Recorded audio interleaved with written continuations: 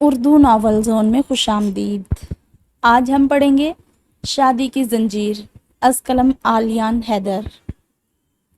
تو آج کا ناول ہمارا تھوڑا انٹرسٹنگ اس لیے ہے کیونکہ اسے میں ایک میل رائٹر کا جو ہے نا ناول آج ریڈ کرنے لگی ہوں۔ تو جب میں اس کو ڈاؤن لوڈ کرنے گئی، میں ایسے چیک کر رہی تھی کہ اب میرے پاس مطلب کون سے ناولز مجھے نا پڑھنے چاہیے۔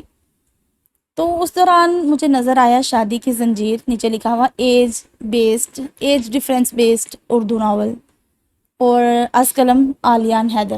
میں نے کہا واؤ، چلو یہ بھی ہم ایک میل رائٹر کا بھی پڑھ کے دیکھتے ہیں کہ وہ کس طرح سے اس چیز کو سوچتے ہیں اور کس طرح سے کہانی جو ہے نا وہ لکھتے ہیں۔ حالانکہ اس سے پہلے میں میل پڑھ چکی ہوں لیکن بہت ہی کم۔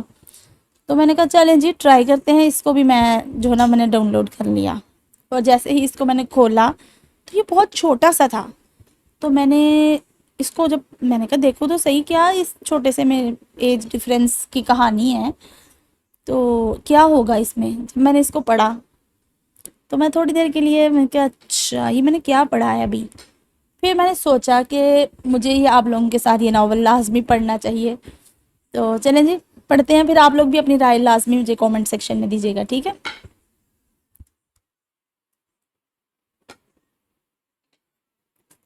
شادی کی زنجیر، از قلم آلیان حیدر۔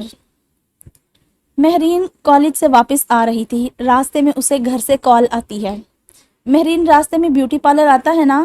ہاں امی جی آتا ہے۔ کیوں، آپ نے کیا کرنا ہے؟ وہ لڑکے والے تمہیں دیکھنے آ رہے ہیں، امی جی نے کہا۔ مہرین کے پیروں تلے زمین نکل گئی۔ اور ہاں وہاں سے تیار ہو کر آنا، امی جی نے کہا۔ مہرین نے فون بند کر دیا اور سوچ میں پڑ گئی۔ مہرین ابھی شادی نہیں کرنا چاہتی تھی، اس نے ابھی میٹرک پاس کیا تھا۔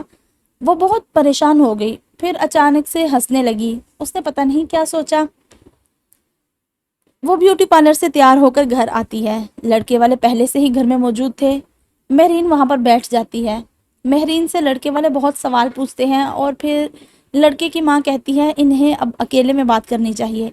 مہرین اور وہ لڑکا ہاشم چھت پر تھے، کوئی کچھ بول نہیں رہا تھا۔ پھر اچانک مہرین کہتی ہے بھائی مجھے یہ شادی نہیں کرنی۔ بھائی؟ ہاشم کو جھٹکا لگا۔ میرا پہلے سے ہی چکر ہے، مہرین نے جھوٹ بولا۔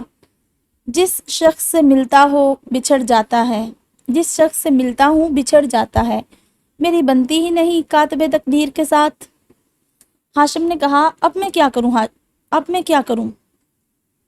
آپ جا کر اپنی امی کو بولیں مجھے یہ لڑکی پسند نہیں ہے، مہرین نے کہا۔ چلو ٹھیک ہے، ہاشم نے کہا۔ مہرین نے خوشی سے ہاشم کا شکریہ ادا کیا۔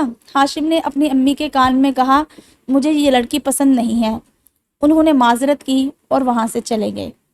The end. تو یہ تھا ناول۔ آپ لوگ لازمی اپنی رائے مجھے اس کے بارے میں دیجیے گا کہ یہ کیسا لگا آپ کو آج کا ناول جسے لکھا تھا آلیان حیدر نے۔ اور یہ شائع بھی ہوا تھا، مطلب ایسے ہی نہیں کسی نے اپنے پیج پہ شائع کیا ہوا تھا اس کو، پراپر ایک جو ناولز کی ویب سائٹس ہیں جو فیمس سمجھ لیں تو ان پہ یہ شائع ہوا تھا۔ تو میں نے سوچا، میں نے کہا اچھا چلے لازمی آپ لوگوں کے ساتھ مجھے اس کو پڑھنا ہے۔